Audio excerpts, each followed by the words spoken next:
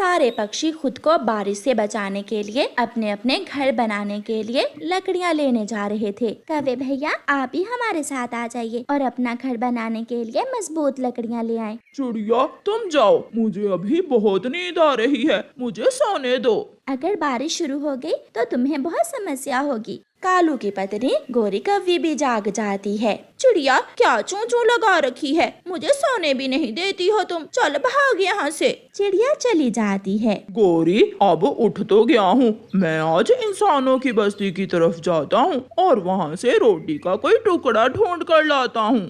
कौवा इंसानों की बस्ती की तरफ चला जाता है। कौवा एक पेड़ पर बैठा हुआ था कि उसे हवा से उड़ता हुआ एक न्यूज़पेपर नजर आता है। कालू कौवा तुरंत उड़ता है और वो न्यूज़पेपर उठाकर अपने साथ अपने घोंसले में ले जाता है। कालू, ये क्या है? ये इंसानों की कोई चीज है, इसे कागज कहते हैं। मैं इससे अपना घर बनाऊंगा, सब मेरा घर देखकर हैरान हो जाएंगे। मगर इस कागज से घर कैसे बनेगा? तुम चिंता ना करो, मैं बना लूंगा। फिर कालू कौवा उस न्यूज़पेपर से अपना घर बनाने लगता है। उड़ता हुआ तोता वहाँ आ जाता है। कौवे कौवे, पागल हो गए हो? भला इस कागज से भी कभी घर बनता है?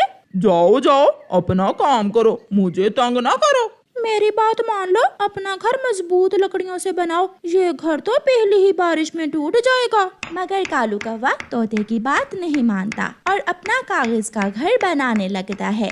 चिड़िया अपनी सूखी लकड़ियाँ लेकर आ जाती है। मेरी लकड़ियाँ आ गईं, अब मैं इन लकड़ियों से अपने लिए घर बना लेती हूँ। शाम होने से पहले पहले सारे पक्षी अपने लिए पक्के घर बना लेते हैं। कालू कौवे और गोरी कौवी ने भी अपना कागज का घर बना लिया था। कालू, मुझे तो बहुत डर लग रहा है, क्या बारिश में हमारा ये कागज का घर टिक पाएगा? तुम चिंता ना करो, ये घर बहुत मजबूत है। रात हो जाती है और तेज बारिश शुरू हो जाती है। अभी 2 मिनट भी नहीं गुजरे थे कि कौवे और कौवी का कागज का घर टूट जाता है। मैंने कहा था कि ये घर टिकने वाला नहीं है। अब हम कहाँ जाएंगे? कोई भी हमें अपने घर नहीं आने देगा। गौरी और कालू कौवा वहाँ से उड़ते हैं। वो घने जंगल में चले जाते हैं। वहाँ एक पेड़ में खोखर थी। दोनों कौवे उस पेड़ में छुपकर बैठ जाते हैं। थोड़ी ही देर बाद वहाँ एक सांप आ जाता है।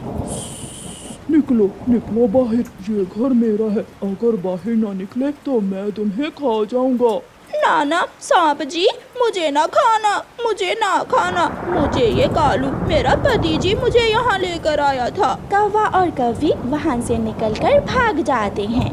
वो पूरे जंगल में घूमते हैं और फिर थक हार कर कबूतर के पास जाते हैं। कबूतर, हमें अपने घर में आ लेने दो, हम बारिश में भीग रहे हैं। और बनाओ कागज का घर। वो दिन याद करो जब हम सब ने तुम्हें लकड़ियों का घर बनाने का कहा था और तुमने हमारी बात ना मानी। चले जाओ यहाँ से, मेरे घर में ऐसे आलसी पक्षियों के लिए कोई जगह नहीं है। कालू, अब कहाँ जाएं? मेरे मामा जी के पास। मेरे मामा जी तो मुझे जरूर अपने घर में आने देंगे।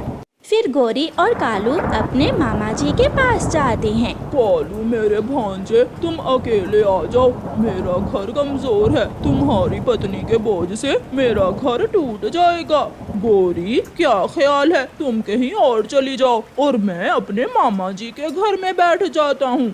मैं तेरी चटनी बना दूंगी मार मार कर। बेशरम पति, मुझे छोड़कर जाओ तो एक बार मामा जी के घर में, चल मेरे साथ। फिर गोरी कौवी कालू कौवे को चिड़िया के घर ले जाती है। चिड़िया, हमें माफ कर दो, मुझे मालूम है तुम हमसे बहुत नाराज हो। चिड़िया, मेरा कागज का घर तो मिनटों में ही टूट गया। मैंने तुमसे कहा था कि मेरे साथ आओ और लकड़ियाँ ले आओ। अब मजा आया बारिश में भीगने का। फिर चिड़िया कौवी और कौवे को अपने घर में ले जाती है। चिड़िया, मैं समझा मेरा कागज का घर देखकर सब हैरान होंगे, मगर वो तो बारिश शुरू होते ही टूट गया। अब चुप करके बैठ जाओ, कहीं ऐसा ना हो कि मुझे फिर से गुस्सा आ जाए। आया बड़ा कागज का घर बनाने वाला। चिड़िया हंसने लग जाती है और कौवे और कौवी को दाना देती है। गुड़िया और सोनो 2 बहनें थीं। गुड़िया चिड़िया अपनी मम्मा का हर कहना मानती थी, जबकि सोनो अपनी माँ की हर बात को सुनी अनसुनी कर देती थी और अपनी मम्मा की बातों पर ध्यान न देती थी। गुड़िया और सोनो, उठो बेटा, भोजन ढूंढने का टाइम हो गया है। आज हमें दाना लेने दूसरे जंगल जाना है।